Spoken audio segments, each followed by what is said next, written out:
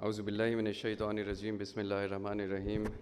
Inna atayna kal kausar fasalli li rabbika wanhar inna shaniyaka huwal abtar. Distinguished guests, my beloved students, assalamu alaikum.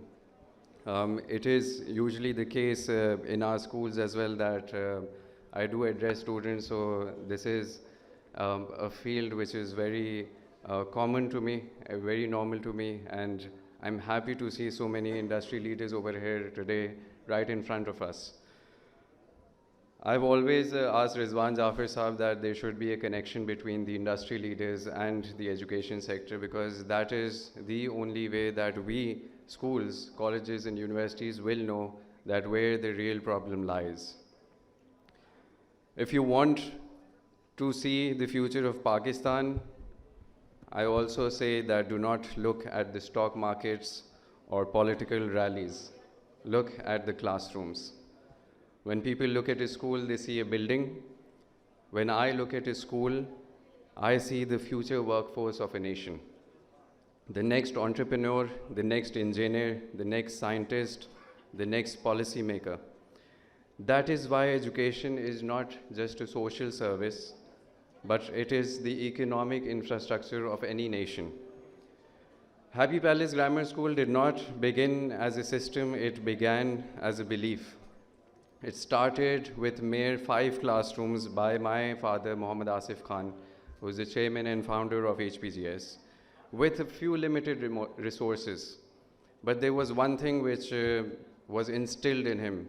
It was the unlimited conviction which he had that I will be the one who will resolve the problem of the education system of Pakistan. And I wish that there are more people like him who come up in this society and build more schools and colleges. Ladies and gentlemen, HPGS has grown from 5 classrooms to 1,200 classrooms now in 44 years, and it has become a legacy school, a household name. It has more than 50 campuses all over Karachi, Karachi being the largest 6th largest city in the world. We're proud to proclaim ourselves as the largest education network of Karachi. We have more than over 25,000 students, and it's not just these students, but also 52% of our enrollment is of female students, for which I'm very proud. We have 98% of our people who are working in our organization as females. So this, ladies and gentlemen, it's not just a schooling network. It is a quiet national moment. It is legacy in the making. And as I started off my speech with Inna Atayna Kal Kausar, you might have noticed in all my campuses, all over Karachi, all these 50 campuses, there is one thing in common. Not my logo, not my name, but the Surah Kausar, which is there on my building, prominent. Now what does Surah Kausar mean? Why do I have it on my each building? So the translation goes by, indeed we have granted you abundance, so pray to your Lord and sacrifice. Indeed, it is your enemy who will be cut off. These short verses are very powerful verses. So in my field and in my sector, it means that real success is not noise. Real success is lasting abundance. Abundance grows when people build, when institutions improve, when competition pushes everyone forward, and healthy competition raises standards. It creates innovation and it expands opportunity. So compete with your full heart. And when competition is guided by purpose, the real winner is the nation. To the young people in this room, education is not about just marks, it's not your grades. When you will be going to these brilliant big companies, the owners of these big companies or the HR managers, they won't be asking for your grades. They'll be looking at your character, your confidence, the way you enter the room, the way you speak, the skills you have. So education for me, it gives you freedom. It gives you freedom to think. It gives you freedom to question, freedom to create something new. It is also the greatest level playing field. A child born in a small home can stand shoulder to shoulder with a child born into privilege. And I'm very proud that I cater to that demographic, which is the middle class society of our school. And I always tell my people as well that if I was not catering to them, then who would? If not me, then who?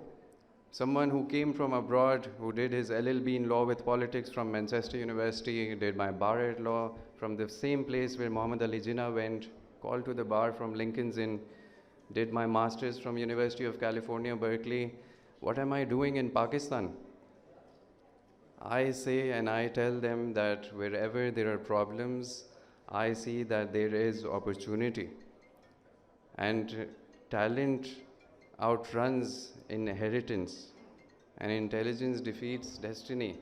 So I came back to resolve these matters and these issues of Pakistan, and the best way to resolve them, I thought, was through the education sector. Yes, I did practice law for 3 years with the former caretaker law minister.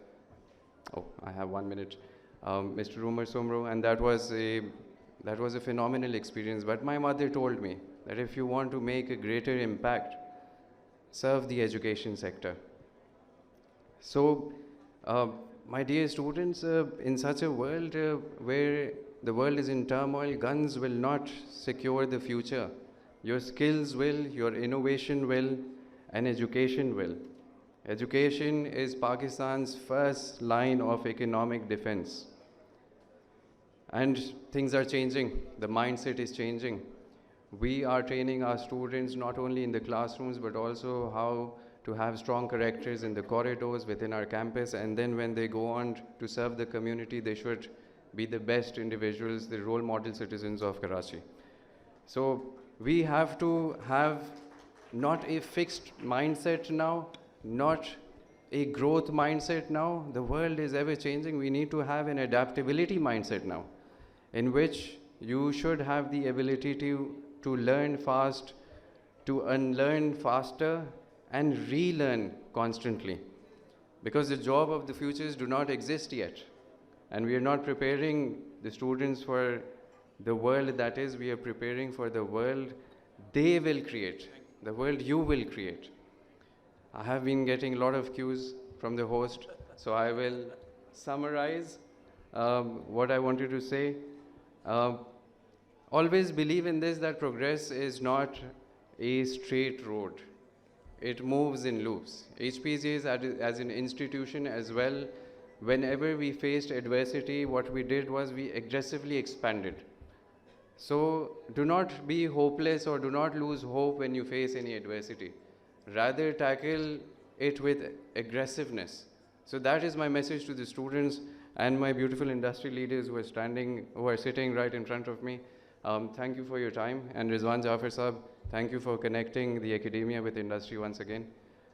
Thank you. Thank you so much. Thank you so much.